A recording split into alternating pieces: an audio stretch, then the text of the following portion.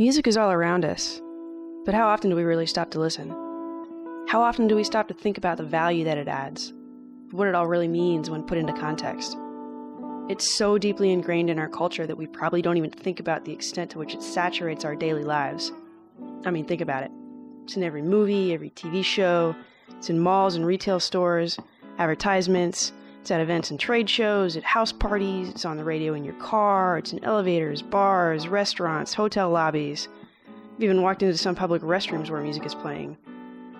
Really, anytime there's a social gathering of some sort, we can pretty much count on music being there. So what does music even mean to us? What role does it play in today's world? As this basic primal art form has evolved, an industry has grown up around it.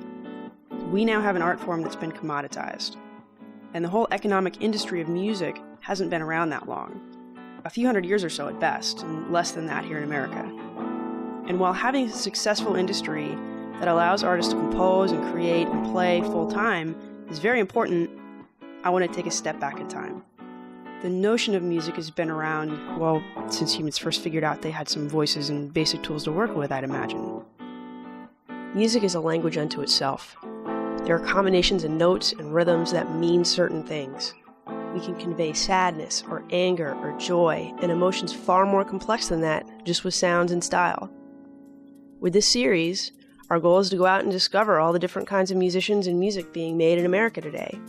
Music that may or may not fall into that commoditized market to any degree. Of all the music I've seen and heard in my 30 short years, the huge shows at places like Madison Square Garden, impromptu jams in my living room, and shows of every size in between, it's become cuttingly clear that the music that makes it to us through the common channels, while some of it is great, does not represent the full or true landscape of American music. There are pieces of our cultural heritage that are all but lost because they never achieved commercial success. But before we start diving deep into the different subsects of American musical culture, I want to use this episode to discuss a few fundamental aspects of music. Why it exists, what purpose it serves, what makes it valuable, and hopefully give some foundational context for the episodes to come. I've selected a handful of very different individuals connected to music in different ways to hear their perspectives and personal relationships to music. I talked to Donovan Hall, a San Francisco-based Motown DJ, his friend David Hafner, who also DJs, owns an almost all-vinyl record store here in Austin, Texas, as well as a music licensing company, Gabe Haskell, a songwriter and performer better known for two of his Austin-based bands, The Impossibles and Slow Reader, Idea Man Jeff Boyd, a musician and mobile app developer who just created a somewhat mind-blowing new interactive mobile app turned musical instrument, Brian Satterwhite, a respected and accomplished film score composer, and Chuck Loki, the owner of a record store that specializes in metal and hardcore. After speaking with each of them, I think that what we'll find is that there are some commonalities in the motivation and experiences that music evokes, but that the approaches and personal connections to it are incredibly expansive, much like the country we live in. And some of you are probably wondering who I am. Well, I'm Aaron O'Keefe, and I too have my own unique relationship with music. I play guitar and I sing and I write music. I listen to everything.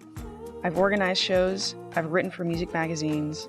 When I was very young, I was that kid. You know, the token kid lending a hand at music venues and house parties and anywhere there was music. My older cousin's band would tote me along to all their shows, and I got a really good sense of the music business at a pretty early age. I've seen a lot of great musicians and music being made.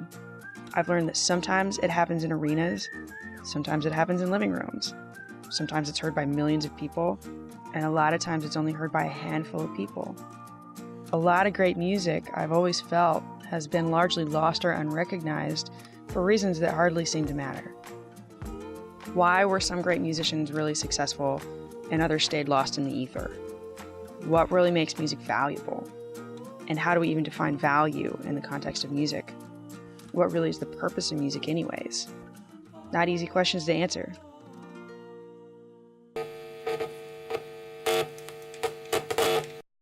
Each listener, if it really turns you on, I guess, or you really love it, like, it brings you happiness. I don't know, it's kind of hits that G spot in your head. And well, I mean, that's a really complex question for me because I make my living selling music. So there's a monetary value to it, there's an emotional value to it, there's like an emotional, connected, personal value to it. Like a song means something because I was listening to it at some point in my life. You know, music's going to happen no matter whether people pay for it or not, you know. And when you do pay for music, you don't really want anything. I mean, you want that sublime, like, you know, sort of, you know, musical truth, you know. You don't want, you know, a thing, you know, for your money, you know. Whereas if, you know, you buy a hamburger, you want something, you know. So music's different in that way. It's like religion, I think, you know. But the idea is that, yeah, it's worth money. It's hard to say how much it's worth because it's completely non-practical in some, you know, in certain ways, you know. I mean, again, I think it keeps people nice to each other and sane, so that's pretty practical. It's what I'm passionate about, and I know other people are passionate about it as well. And I think passion is something that should be propagated. It should be infectious. I think if I'm passionate about a particular subject, I can make you passionate about it at the same time, and I think that's a good thing. And so, I don't know if I know the right answer, but there's something, it's just a natural feeling of me wanting to share what it is I'm passionate about with other people. Last night we went to a local venue and we just went dancing, and like one of the gentlemen playing there the band was playing for tips. There was no cover. It was down on South Congress, but one of the members had replaced Clarence Clemens with Bruce Springsteen's band for a period. He'd had some children, so he had to stay in town. But that was like, you're sitting there listening to that, and you can't recreate what they did last night, you know, even though that was free, but it's something about a memory, a feeling, I don't know, it's like, that's what it's about for me, to a degree. We're all looking to feel better at any moment, you know, everybody, you just search for the next best feeling thought. I mean, we're not ever looking to feel worse, and if people put on their headphones or turn on some of the music when they're sad or when they're happy, it's because it'll enhance their feeling when they're happy, and it'll better their feeling when they're sad, and I love that. Fundamentally, there's an emotional sort of foundation to music, even when you're just talking about in terms of money, like selling the music, selling the actual objects, and selling licenses for it. It's always rooted back to like the experience of emotion that is evoked from the music. When I think about it, I realize that like music is something where I don't want anything for my money. You know, it's like religion in that way. Like almost if you give some money to a preacher and he gives you a signed prayer cloth in return, you're a little skeptical of that. You're like, what the hell is that? You know, this is about profound shit. It's not about your dumb prayer cloth. You know, so there's so music is almost the same way. I've always felt that way. Like I had a hard time early on charging for my own music because I thought it devalued it in some way. You know, it'd be like that's about music. It's not about this dumb CD for $10. You know, I mean, and I had a bad attitude. You know, but I mean, we do live in a world of the dollar bill, you know. I think money's evil for sure, but so is the world, you know. So I mean, money happens, you know. You got to work with it, you know. So it's like a companion, I guess, in a way. As somebody who makes music or does anything creatively, I mean, just like things you all do creatively, you do it because you feel it instinctively, and beyond that, just loving. Just feeling the feeling connected to something like that vibrates in a way that you respond to it. So yeah, Jacques Attali, yeah, he's a cool dude. He's so he wrote this book in the 70s, and people read it in school, I think, sometimes, but it's called Noise: The Political Economy of Music. He's a big commie, but like his point is, that music is actually, it's a way of, that noise is kind of like the natural state of the world, and music is literally sanity, and that music is the way we organize, the noises around us, and make them, seem sensible, So he's like, I think that's true. I mean, I think it's a lot more fundamental than most people give it credit for, so it really like it helps our minds work, and if it wasn't there, then it helps us be civil to each other. You can see patterns here, right? The core value of music is some sort of emotional connection, a sociological or even metaphysical or religious understanding. It's a tool we can use to help make sense of the world around us. It helps us connect to and understand each other. It's a tough thing to put a price on, and everyone's introduction to music and their ongoing relationship with it is a little bit different.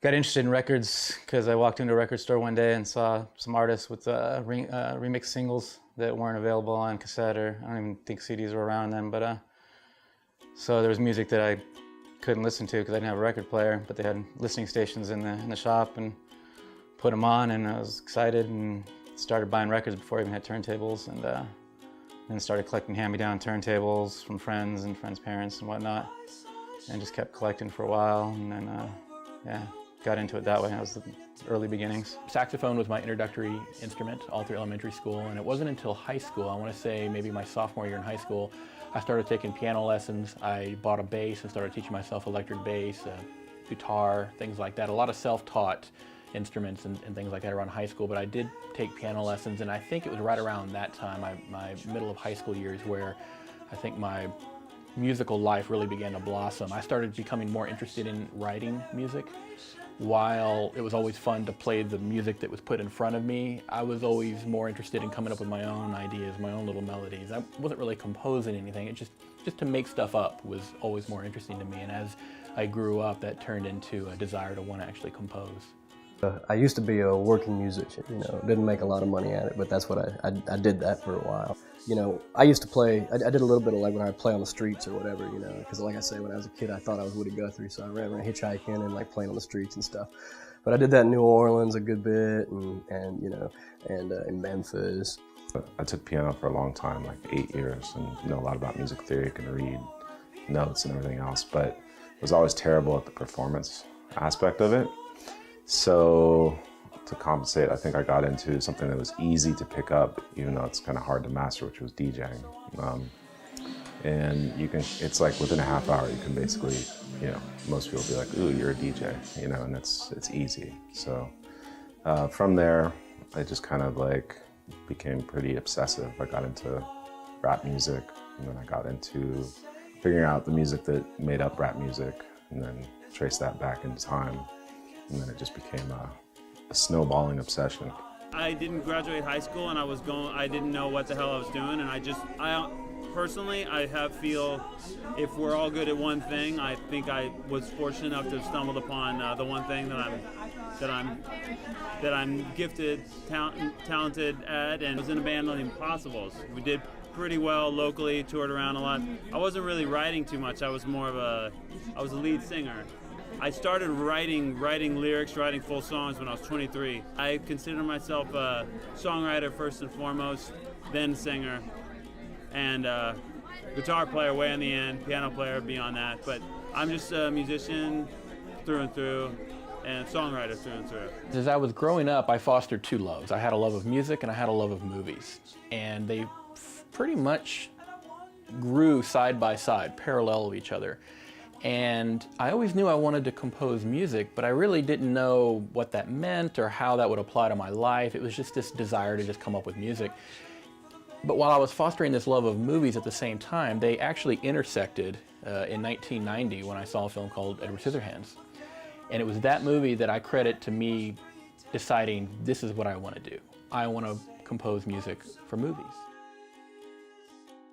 So we can see all these different approaches and ways that people can submerge their lives in music, the different ways they can use music to communicate with others.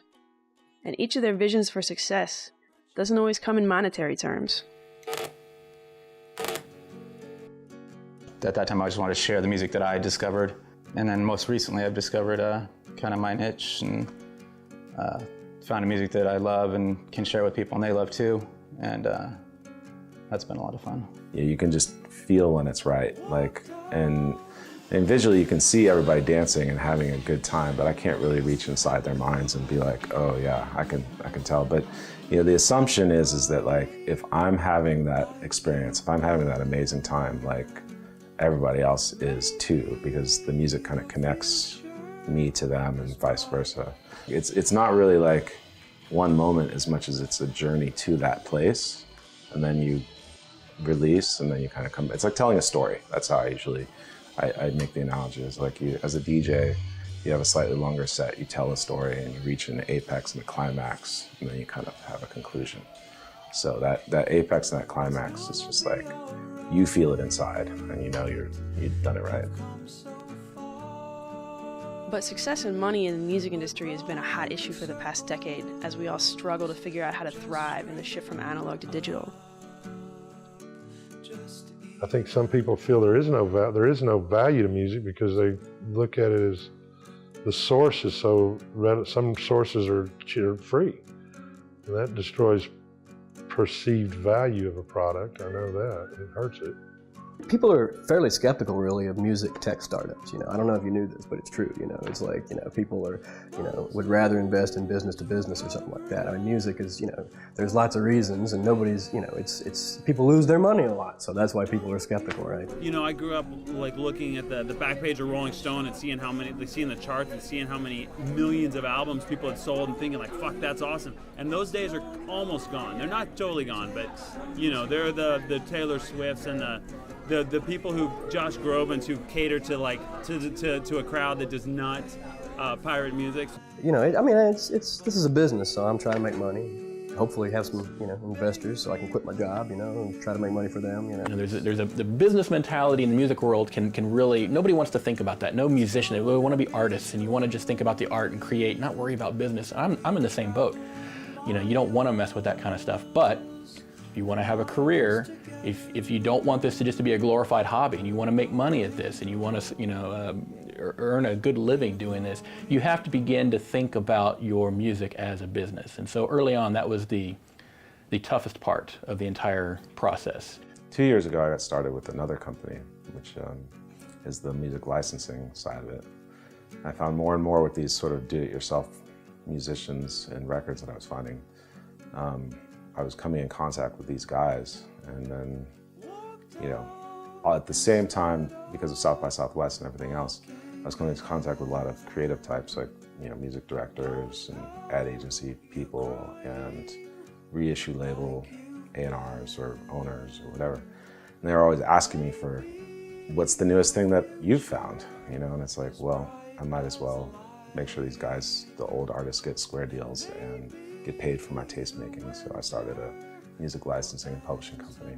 You can write a song and have it, you can write a simple song and you don't necessarily have to be on a big damn label and have it be heard. But it can, I think that there's maybe more competition, but there's so many doors open that maybe weren't open before if you only had radio and major labels and that kind of stuff to work with. So what I'm trying to do is use all of my previous experience in the music business as just sort of scope meetings, for this new project. And I really am. It's a little grandiose, but I'm trying to, create software which solves the problem of music, better than like previous stuff has. So, that's one thing I'm trying to do. I'm just trying to, everything that I learned when I was out there trying to play and make a living at it, I'm using that as just, research, and I'm trying to create an app and a community and an ecosystem that takes into account the things that I learned while I was out there playing. Music is as vibrant as it's ever been, and everybody's going to do okay, I think.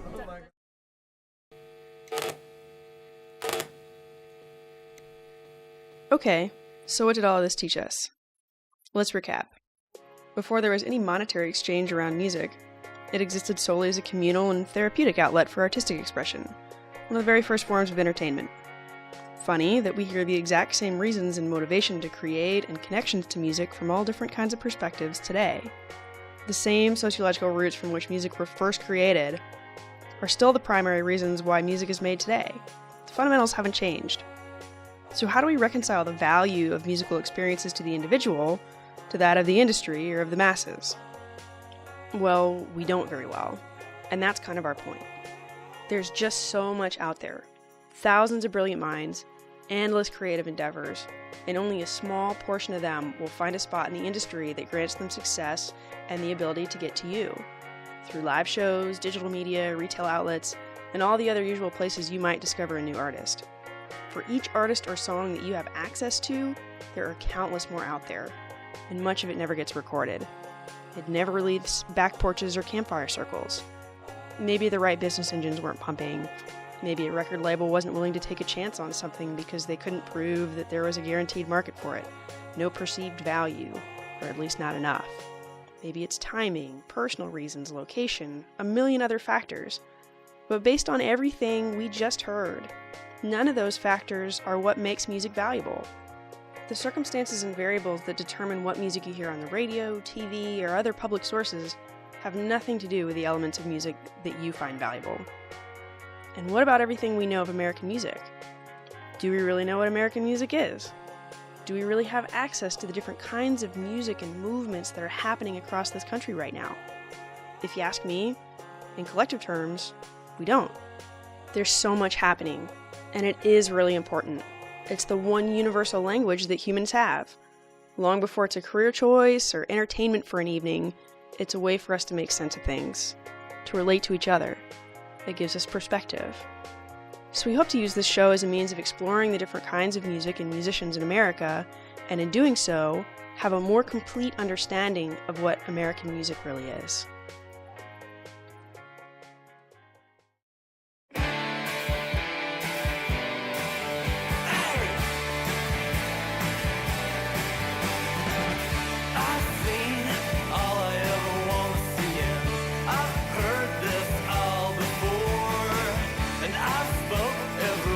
Can be